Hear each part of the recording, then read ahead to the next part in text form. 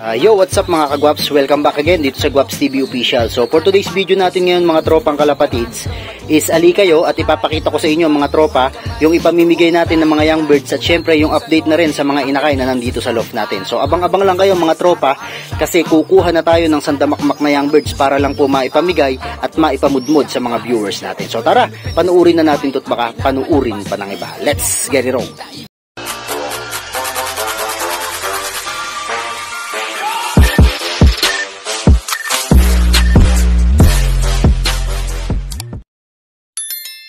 Ayan mga kagwaps, ito, maglipat tayo ng mga young bird. So itong mga off color natin, anak ng first overall, Lucky 71. Tapos ito, so mga tropa, ang ginagawa ko kasi kapag ganito, nilalagay ko muna sila sa isang cage. So yan, tinanggal na rin natin muna dito yung colson at nilipat nga natin doon sa isang cage. So nakita nyo naman sa video ko. So ngayon mga tropa, ililipat natin dito yung mga young birds na pwede nang tumuka. Ito pa yung isa mga kagwaps. Kunin natin to, yung puti. Halika. Ayan. So, nag-iilap-ilapan pa mga tropa. Ayan. Gandang kulay na ito, oh. Tingnan nyo. Diba? Kulay white. Throwback siya sa mga ninuno niya. Lagay din natin dito. Ayan. Bali, anak yan ng Koopman. And then, anak nung Lucky 71 line natin. So, kuha pa tayo ng ibang young birds na papalakasin natin tumuka. Okay na, tara! At tagal naman. Ito mga kagwaps, awatin na rin to, yung anak ni Pakito. Yan, ala na si Pakito dito at pinurga ko na. Hindi kayo. Ito may white light dito ng isa mga trope. Ayan o, diba? Ang gaganda ng mga young birds natin, sakto lang sizing natin. Ayoko nang masyado malaki mga tropa kasi mahirap na, nahirapan silang lumipad. Gusto ko saktuhan lang. Ito isa o. Nakuha ng taga Pampanga. Solid na solid mga tropa. Yan, so apat na young birds na to mga kagwaps. And then tingnan natin kung meron pa dito na pwedeng ilipat. Silipin natin isa-isa. Mga tropa ito. Uy! Good news mga tropa. Ayan o. May young bird na. Pag-gift bird natin. Ayos. So ito, tingnan natin. Maliit pa. Di pa pwedeng ilipat. And then ito, mga ilang araw pa pwede na. Ayan o. Medyo malaki na rin. Tapos ito.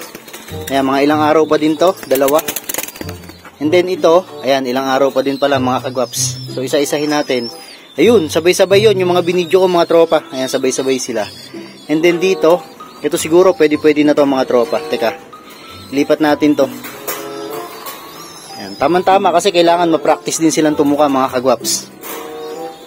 Ayan, lock natin. Baka makawalay breeder. So, lagay natin sila rito habang tinitraining natin sila.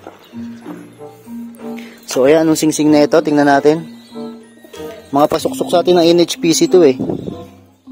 Ayan, C56. Ayan, dito muna sila. Sama-sama muna sila dyan mga tropa. Ito pa yung velvet mga tropa, yung isa. O, lagay rin natin dito. Ayan, singsing na ito. Ay, hindi na pala kailangan tingnan singsing kasi isang kulay lang dyan yan. Ayan na mga kagwaps, nakapaglipat na tayo. So grabe yung young birds natin, oh, kita nyo. So kayo nang kumilatis mga tropa dito sa young birds natin, kung tama ba yung ginawa natin na hindi masyadong pinalaki o hindi masyadong pinag-oversize yung mga kalapati natin. Kasi sabi ko nga sa inyo, yung mga nag-champion ngayon medium size lang, yung hindi kalakihan mga tropa.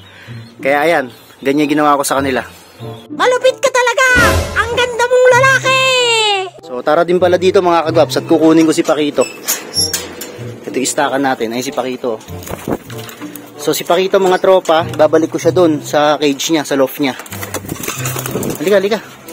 May ilap siya pagka dito. Ayan si Pakito. Ito na si Pakito mga kagwaps. Balik natin sa cage niya. Kakapurga ko lang na ito. Diba? Ayos. Kinukondisyon ko kasi, papalitan ko mga tropa ng kaparis eh. Papalitan ko ng Stitch, Vandenbroek na imported line yung kaparis niya kasi paghihiwalayin ko muna silang magkapatid sa ngayon mga tropa. So ayan, diretso to ka. Medyo naglulugon-lugon na rin yata si Pakito kaya kailangan din natin ma-recover yung balahibo nito para nang sa gayon mga tropa mas maganda yung mailabas niya o ma-produce niya ng mga young birds sa atin mga tropang kalapatids. So yun mga tropa, ito lang muna yung mga update ko ngayon dito sa mga pasuksok sa atin saka sa mga young birds, sa gift birds. So tara sa taas mga tropa at tutulong tayong gumawa muna ron sa loft natin. So ito ito mga kagwaps, ito na tayo sa taas ng loft natin, sa rooftop. Kung mapapansin nyo, sobrang taas talaga mga tropa nitong pwesto ng loft ko. And then, ito yung mga bata, si Kambal, saka si Memak. So, sobrang init dito sa taas mga kagwaps at nagpatulong tayo rito sa dalawang bata. Kasama ko rin si Yao Ming kasi magpo-flooring tayo ngayon dito mga tropa sa loft natin. So, kung nakikita nyo yung mga bakal na yan mga tropa, yan po yung po-flooringan natin at sa susunod, hindi nyo na po makikita yan. So, ito, halo-halo din muna tayo mga tropa para nang sa gayon makatulong tayo rito. So, kung mapapansin nyo, balot na balot mga tropa at sobrang init kasi dito.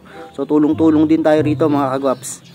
So, yun kita nyo, sobrang kapal ng flooring namin mga tropa. Tapos, hindi pa yun yung mismong taas ng flooring kasi tatabunan pa namin itong bakal na to kaya mas lalo pang tataas yan at kakapal yan mga tropa. So talagang magiging matibay yung pundasyon nitong loft natin. So shoutout nga pala dito kay Yao Ming kasi talagang pinapayok at tinitira niya mga tropa itong loft ko para nang sa gayon magkaroon daw ako ng maganda at maayos na loft mga tropa. So abangan natin kasi bukas baka iba naman ang gawin namin. Target namin mga tropa is yung trapdoor saka yung landing board kung kakayanin. So yun mga tropa, teka bababa muna ako. Yun mga kagwaps, bumaba ulit muna tayo dito sa baba at sobrang init sa taas. So baka hindi natin kayanin kaya bumaba muna tayo rito. At tumambay muna ako dito sa mga kalapatihan natin ulit dito mga tropa. So nga pala ito yung white light tapos itong blue bar na to. Bali kay Boss B na line to. And then itong direre natin. So naisipan ko mga tropa habang nandito ako sa loft natin.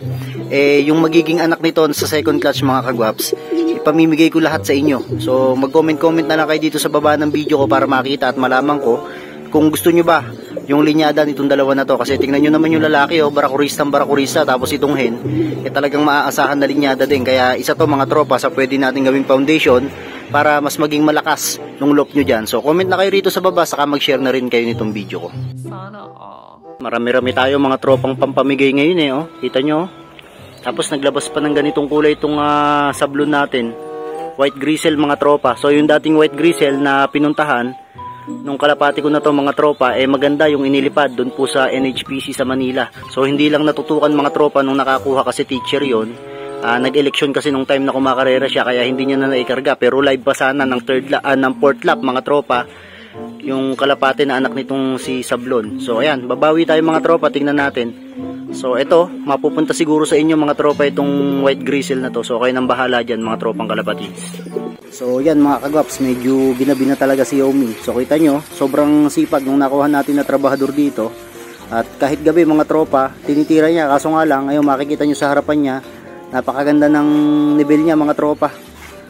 Red horse yung pinapapantay sa flooring mga kagwaps no. Kita nyo, syempre pagka overtime na ganyan medyo may pampadulas mga tropa. So ayun tagay-tagay daw muna si Yao Ming mga tropang kalapatids. So yun mga tropa, nga pala sa mga hindi nakasubscribe dyan mag-subscribe na kayo. So dito ko natatapusin to. Peace out.